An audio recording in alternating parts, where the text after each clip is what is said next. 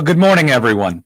Today will be our second briefing on what Kentuckians can expect to see in our proposed budget at the start of the next General Assembly. So today, I'm proud to be here with Lieutenant Governor Coleman, the Secretary of the Executive Cabinet and Budget Director John Hicks, and the Chair of the Kentucky Board of Education, Lou Young, to discuss the future of education in the Commonwealth. Lieutenant Governor Coleman and I have always put education first. We stand with our public schools, and we stand with our public school educators. We've protected our educators' pensions, secured modest raises, signed legislation that funds full-day kindergarten, and invested over $240 million in career and technical education. While those were gains, even wins, we must do significantly more to remain competitive and to provide the best for our children. While my administration has been able to keep Kentucky's economy booming, the investments in our schools, children, and educators simply have not kept up. You see, in Kentucky, we have the most jobs filled in our state's history. We've announced more than 870 private sector new location expansion projects totaling over $26.8 billion in announced investments. We believe that is the most private sector investment in any governor's term, whether it was one or two terms. Site Selection Magazine has ranked us number 2 in per capita economic development, number 5 in the country in their Prosperity Cup. Area Development has awarded us its Golden Shovel Award 2 years in a row. Kentucky's become the electric vehicle battery capital of the United States of America. Our robust job creation has been accompanied by rising wages across the Commonwealth.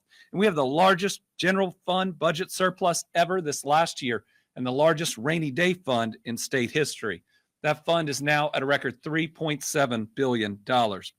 Put simply, we are on the best economic roll of our lifetimes. But to sustain this roll, we must have a competitive, world-class system of public education. Getting there requires historic investment. It requires historic investment because the General Assembly has failed to do so in our past budgets. Each of my years as governor, we have proposed a robust budget, significant funding for public education. And while the General Assembly has done some, they have not nearly gone far enough. The result? Kentucky is ranked 44th in average teacher pay Kentucky is ranked 44th in average teacher starting pay and 40th in average teacher pay, according to the National Education Association's report of April 2023.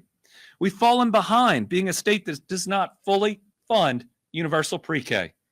We continue to fail to fully fund student transportation so our children can get to school safely and get home on time. This is wrong. And throughout my career, I have fought to address the needs of our public schools. They're the backbone of every community and usually serve as the largest employer in many of our counties. Failing to adequately compensate school system employees makes us less competitive, and worse, it impoverishes our Kentucky families that choose education as a career. Our teachers and school staff are true heroes. They not only educate our children, they make sure that no child goes hungry while they're in school. They ensure every student feels supported both in and out of the classroom, and they work to keep our kids safe every day. Our students deserve a chance at true prosperity and not to be left out of this economic revolution that we are experiencing, which is why I'm taking action once again. Today, I'm outlining highlights from our next proposed budget. These won't be all of the various funding related to pre-K through 12 education, but they are some of the major. My proposed budget aims to help create the system of public education our kids deserve by first providing an 11% pay raise for all public school personnel. This would be the largest single pay raise for public school educators in at least the last 40 years.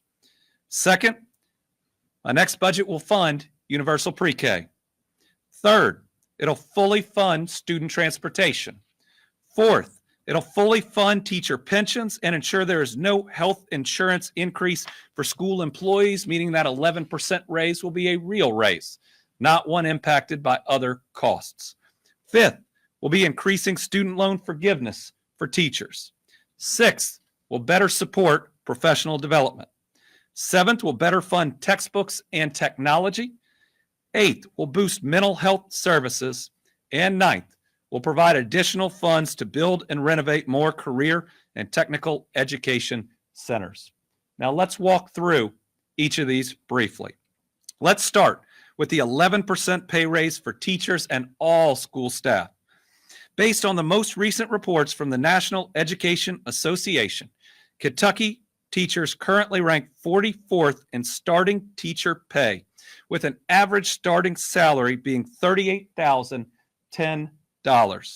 KDE reports this average starting salary has risen to about $40,156, but there is no data from other states for comparison because that's the most recent info, and other states have raised theirs too.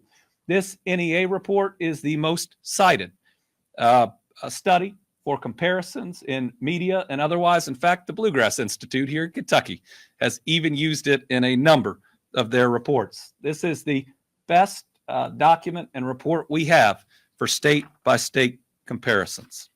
My Education First plan provides an 11% raise for teachers and all school employees, including bus drivers, cafeteria staff, and janitors. This increase would bring Kentucky's average teacher starting salary based on the NEA report to $42,191, which would move us from 44th to 24th based on this study. Or, using KDE's current figures, would bring the average starting pay for our public school educators to $44,573. But this raise is across the board.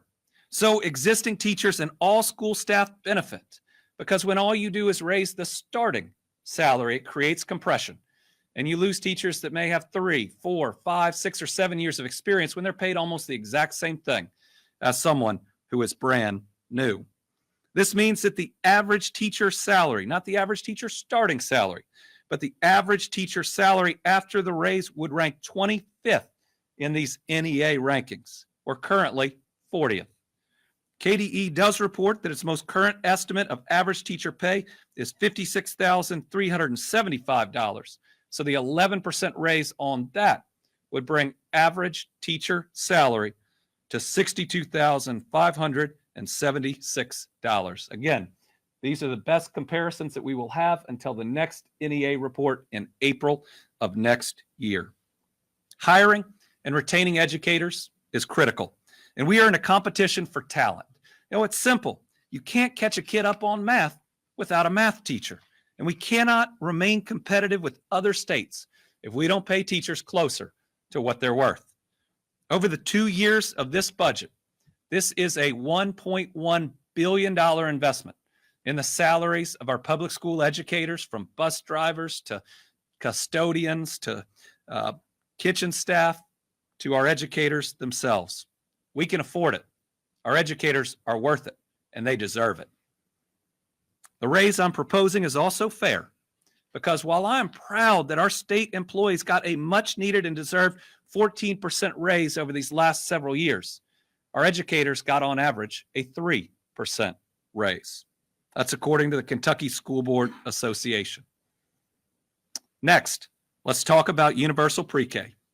My proposal, which I will be presenting to the General Assembly when they return next year, calls for funding universal pre-K for all 4-year-olds so that every Kentucky child is kindergarten ready. If we want to make sure that our reading scores improve, how do we do it? Ensuring every Kentucky child is kindergarten ready.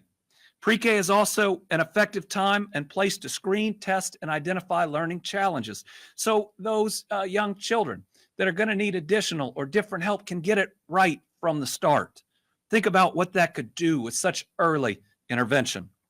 This type of early childhood education is proven to make sure that children have long-term academic success, and funding it is the number one most effective thing we can do to get more people back to work. Others know this, and more cities like Cincinnati are investing in pre-K. They're not only helping their students succeed, they're also supporting new mothers or fathers by helping them get back into the workforce and saving them thousands of dollars they might otherwise pay for childcare. And I remember when I talked about this, when we were, I believe, in Lexington, and an educator came up to me and said that she had considered leaving the profession because her childcare cost almost as much as she made a year. By doing both of these, we can not only help all of our families with young children, but we can certainly help our educators even more. Today, I also want to announce my administration's doing more to support state child care providers. Thanks to an influx of federal dollars, we freed up $50 million as part of the ongoing child care assistance payments to provide an additional payment this December to support our child care providers. Making sure our children have great care and are able to start their education journey off on the right foot will continue to be a priority for this administration. Next, let's talk about transportation. Like the last budget I proposed, my plan fully funds student transportation. Again, we presented that last time to the General Assembly, and unfortunately, they failed to do it. Now we're seeing the impact of that decision with major transportation issues that have disrupted learning for many of our students. The General Assembly has refused to give districts what it costs to bus our students, and they've refused to give a big enough salary increase to attract more bus drivers. So if you don't fund what it costs to bus our students, and you don't have competitive salaries to have enough bus drivers, yes, you are going to have problems. Now it's time to step up, to take these actions, and to leave no excuse to any school system on their transportation plans or operations. Next, my budget will fully fund teacher pensions, and it will ensure that there will be no health insurance premium increases for our school employees. This will be the fourth straight year these employees would have no insurance premium increase. That means that 11% raise is a real raise, not offset by other costs. In this upcoming budget, I continue to support a student loan forgiveness program that will help teachers pay for their education and their continuing education. We want the very best educators, and we want them to get the most advanced degrees they can and are willing to do so. And we ought to be willing to help that. This is also a retention benefit because it forgives a maximum of $3,000 for teachers who teach each year of employment in public schools. So every additional year they teach, they are encouraged and rewarded for continuing their career in our public school systems. And sadly, we too often hear of teachers who are working a second job just to make enough money to live, to pay for that child care, or to pay for these student loans. My budget plan will also continue to support teacher professional development by restoring past cuts from the General Assembly. These were things the General Assembly used to fund. And despite having a record budget surplus before the last budget session, despite having the biggest rainy day fund we've ever had, the General Assembly has not funded the professional development that we require our teachers to have. And we want our teachers to get the very best new techniques to address learning loss, to address the complicated emotional complications and challenges that kids today face living in a much more complicated world. If we want our teachers to be the very best and to teach at the highest levels, we have to fund professional development to help them do so. We're also making sure students have the resources they need by providing funding to replace textbooks, technologies, and other instructional resources. This funding will help restore past cuts by the General Assembly, and it'll make sure teachers don't have to dip into their own pockets to pay for needed supplies in the classroom. This is basic. Our children can't learn if they don't have the resources to do so. We have an obligation to give them our very best, to make sure they have new or gently used textbooks, to make sure they have the technology that you have to operate in this world, and that they are learning on the type of technology they'd be expected to use in the workplace. In addition to being an education-first administration, our team has always believed that mental health is just as important as physical health. To make sure educators have access to training on how to best help our students with mental health, I'm providing funding to assemble staff in social emotional learning institutes. Any teacher can tell you how important these services are, and soon you'll hear from Lieutenant Governor Coleman about her work in this important area. Next, we have some exciting news for career and technical education. We are booming in manufacturing, and this is next generation manufacturing. If you go like I did to Blue Oval SK and look at where they're building the 2 largest battery plants on planet Earth, you will see how high tech they are. You know, each of these plants is almost a giant clean room, and where the humidity and other conditions have to be. You know, our future of manufacturing are in lab coats, not what you might see inside your mind. And so we've got to make sure we are updating our training. And every time that we invest in one of these career and technical education centers, it is a jobs magnet where people can see where their employees are coming from. New employers can put their newest equipment in them or provide a curriculum.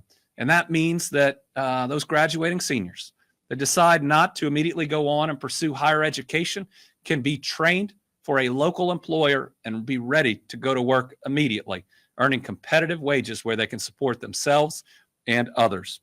We've already invested over $245 million in the last 2 budgets in these renovations. Our next budget will propose another $100 million in one-time funds to provide grants to continue to build and renovate career and technical education programs. These are just highlights. These are just highlights of what you'll see in our proposal, and we'll be sharing more in the weeks to come. With a record budget surplus, the largest rainy day fund in state history, and good economic conditions, we not only can afford this, but we must make this investment. We must keep Kentucky competitive by investing in our schools, our teachers, and our students. We recognize the future is being built in our classrooms today. Let's support our educators who are working hard to ensure our future is as bright as it can be. They are depending on us to get this done so they can prepare the next generation to continue the success we're seeing.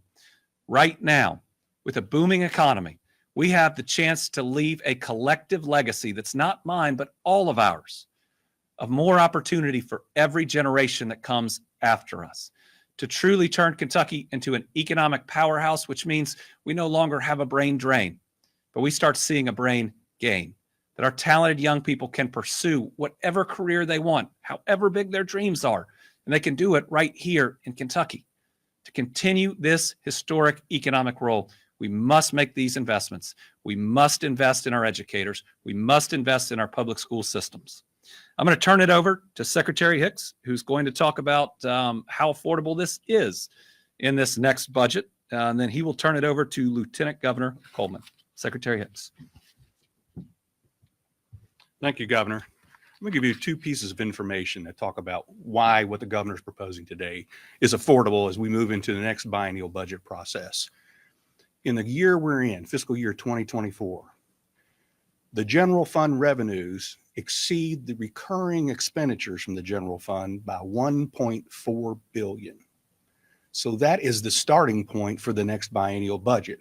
So in essence, we have $1.4 billion in headroom for funding and new spending as we move into fiscal year 25. Let me give you another data point. In the year we're in, based upon the current appropriations and the revenue estimates, we will end this year with another $1 billion surplus. So the first point I made is about recurring spending and recurring revenues. The governor mentioned $1.1 billion over 2 years for the 11% raise and some of these other items. There's still plenty of space for other needs and other demands in this next budget. On September 25th, our consensus revenue forecasting group will meet for the first time and give a preliminary revenue estimate for the next 2 fiscal years. But even as we look at this current year, we already have space as we move forward in time in the budget for these new investments. Thank you, Governor.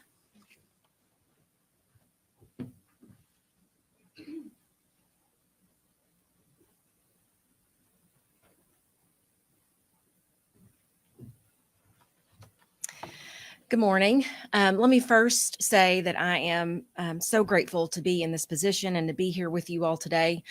We have not had an educator in this seat since Martha Lane Collins, and she was governor more than 3 decades ago. But thanks to Governor Beshear's unwavering commitment to education, we have and always will be an education first administration. And as you can imagine, this budget and this subject is personal to me. I've walked in the shoes of our educators who wake up every day with one goal, and that is to help their kids in their classroom become better today than they were yesterday. They're selfless and they're virtuous and they are honorable. And I know this because they are my colleagues and they're my friends. And I even happen to be married to one. And they don't deserve to be treated like political footballs. What they deserve is a governor who has their back and a lieutenant governor who has walked in their shoes. They shouldn't be subject to a passion tax, taking less salary, benefits, resources simply because they love the work and the kids that they serve. The future of Kentucky's booming economy is in our classrooms today. That makes our teachers the original job creators. And I would argue there's not a more important job than that. While they are molding young minds, our future engineers and electricians and entrepreneurs, they are also shouldering the weight of their own uncertain financial futures. They suffer from inadequate pay, continuous loss of benefits, paying out of pocket for their own classroom resources, and no relief on rising student loan bills, let alone saving for their own children's education. And we came to Frankfort to change that. This budget addresses all of those needs and more. Our budget passes my test for any education policy. It puts students first. It supports the people who show up for our kids every day. And it gives our schools the resources they need to do what we've asked them to do. Let me be clear. This plan is not about throwing money at an issue. It's not political, and it's not red or blue. It is a Kentucky issue, and it is incumbent upon leaders to work together to make sure that our systems and our outcomes are better every year. It's about, as Governor Beshear likes to say, leading with our values. So I'm going to turn it over to someone who I know has led with her values her entire career and is currently serving as the chair of the Kentucky Board of Education, Lou Young.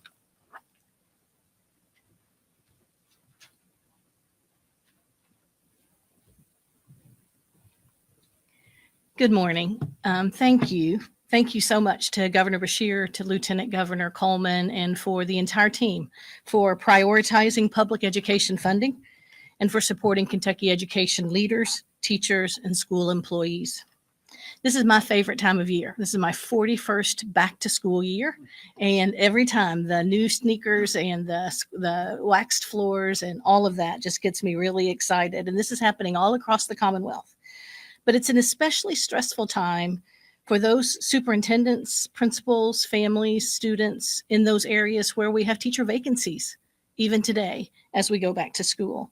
And there are far too many of those, including educator personnel, bus drivers, paraeducators, and employees all across our districts.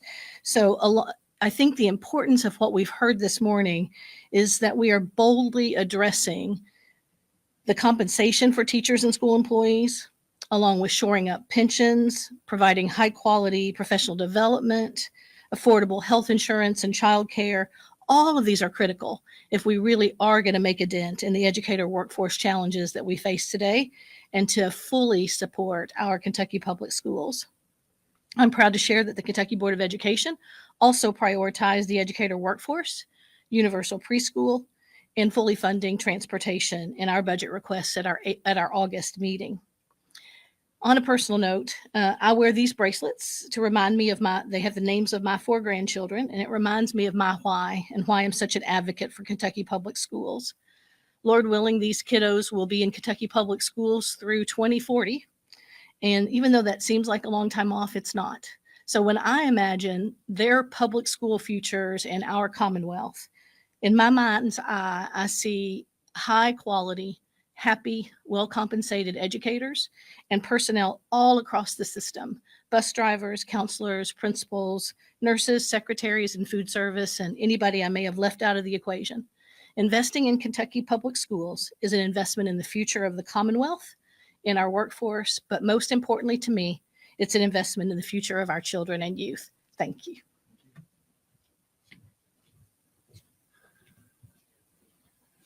We'll open it up to questions. And a first since I've been governor, we don't have Tom Latek here, but his birthday was Monday. So happy birthday to Tom. We have 3 journalists here, 4, I think now with us here, and 3 on the line. So we'll start with Sarah.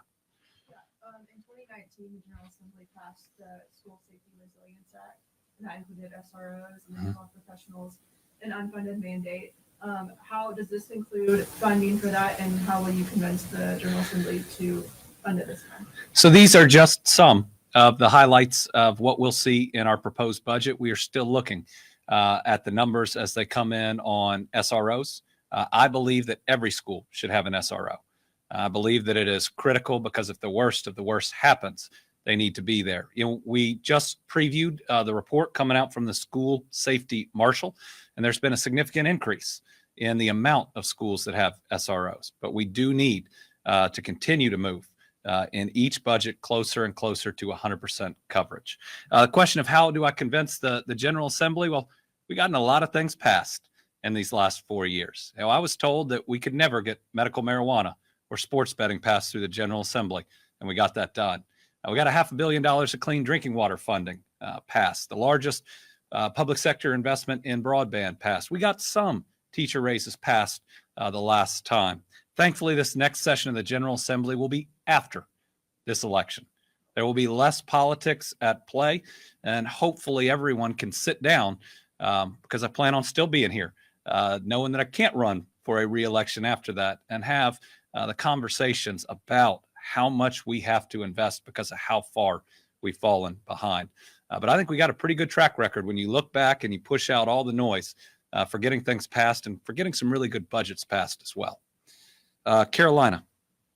Governor, there have been concerns raised about the learning loss that happened during COVID. Do you believe this proposal does enough to address that? The biggest threat to continued learning loss are vacancies, are either vacancies overall, where you don't have a regular teacher in that classroom, or a vacancy that occurs when you don't have someone trained in, certified in a certain topic. Our kids fall behind when we don't have the very best of the best, and if we don't compensate more, then we're not going to be able to give them the best. But the professional development key here, I think, is really important, because this isn't something that is Kentucky specific. It's hit every state pretty similarly across the country.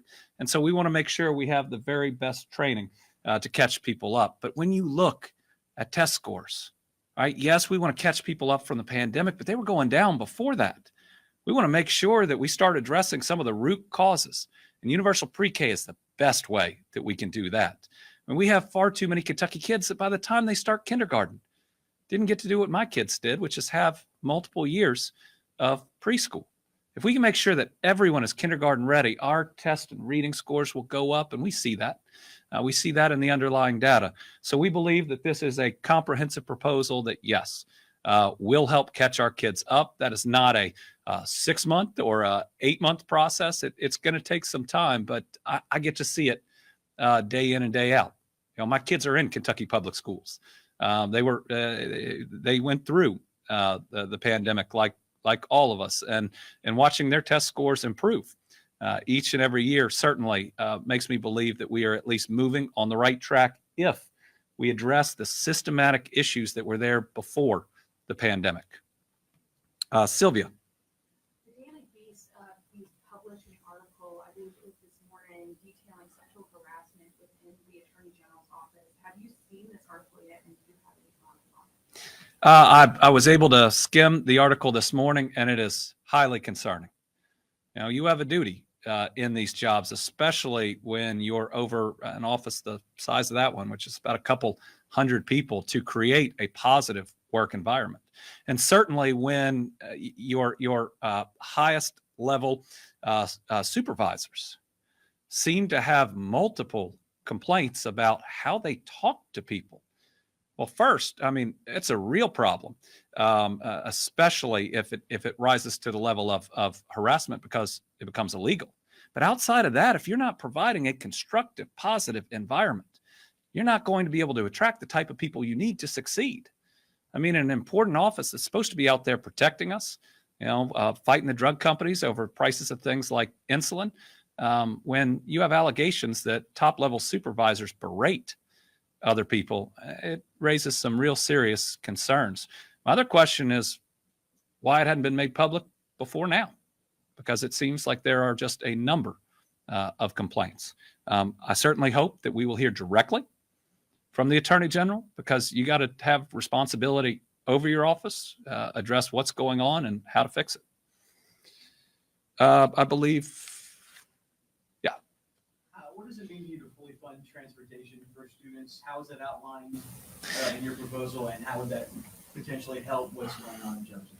So the numbers are the numbers. Each district puts in what their cost is and asks for that in the budget, and the General Assembly has been shorting school districts each and every year. I believe the last budget, Jefferson County was shorted about $19 million. And so imagine having that extra funding, but then imagine being able to pay your bus drivers 11% more. All right, there is a lack of bus drivers in every school district. It hits Jefferson County significantly. Imagine having the funding that it takes to be able to put it towards addressing this problem. Now, Marty Polio and the school system has taken responsibility, and they should, right? Not running from an issue, but trying to fix it.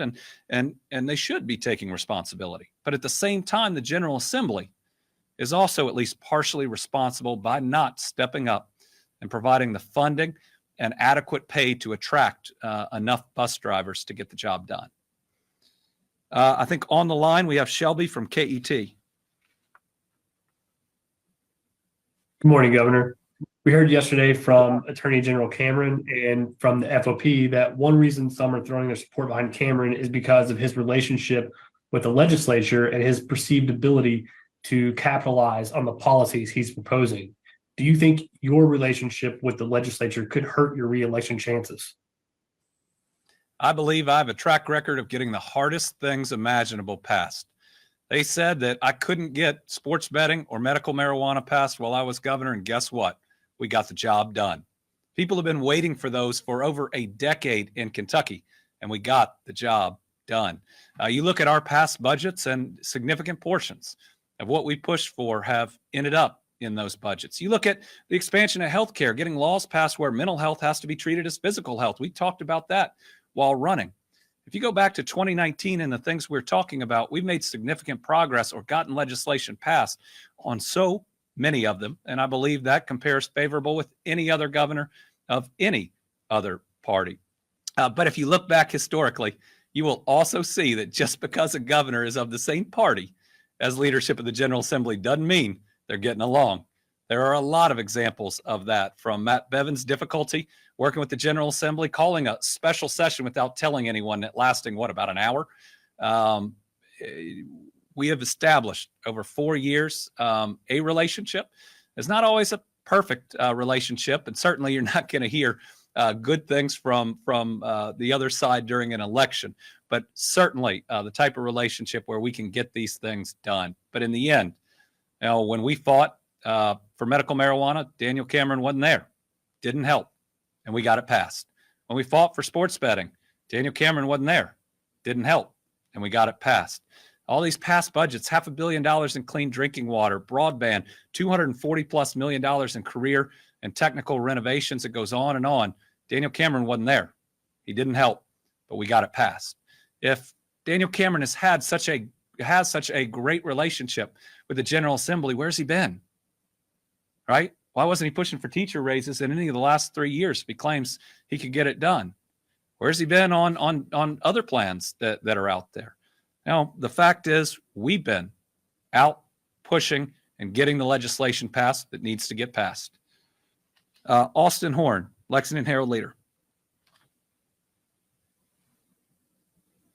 Thank you, Governor. Good morning. This is a bit of an unrelated question, but I'm wondering if you think, as head of, or unofficial head of the Democratic Party in Kentucky, you're the top elected official, do you think you bear some responsibility for the legislative numbers of Democrats dwindling in recent years? And if you win, would that be a goal of yours to get that trend reversed? Well, right now I'm focused on being the best governor I can be day in and day out for all Kentuckians of all parties. Yes, I've got duties related to the Democratic Party, but my work day is about delivering for the families of Kentucky. It's about creating record numbers of jobs, securing investments that make us the electric vehicle battery production capital of the United States of America, working on 3, what they said were impossible infrastructure projects: 4-laning the Mountain Parkway, building the Brent Spence Companion Bridge, and moving I-69 forward, all at the same time. There are no red or blue bridges, and a job isn't Democrat or Republican. Certainly, if you look at the last couple of years, you got to include redistricting in those conversations. I believe and continue to believe that an independent group should do redistricting because at the end of the day, citizens should choose their representatives and senators and not the other way around.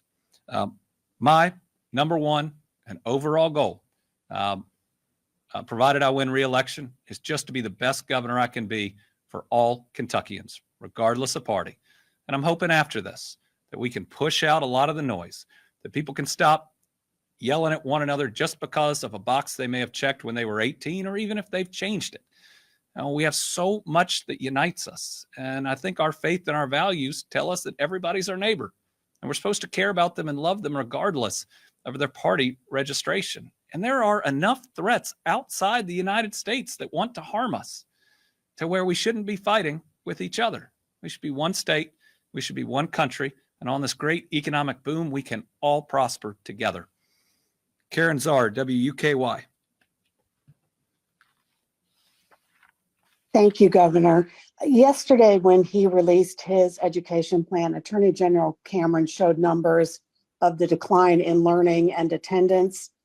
They were numbers, when I asked him specifically where they came from, he said that basically they were compiled through his campaign researchers. So my question is, did you have a chance to look at them? And if so, how do they compare to statistics that you have? Thank you. I've not looked at numbers he put out at his press conference. I think that I saw a picture of the press conference and it had a picture of me. And when you're running for governor, at some point you have to talk about what you're going to do and not simply why you dislike the other person. We are at a point in this campaign where we ought to be talking about real ideas and real solutions. And let me tell you, we use a lot of numbers. And rightfully so, people look at them.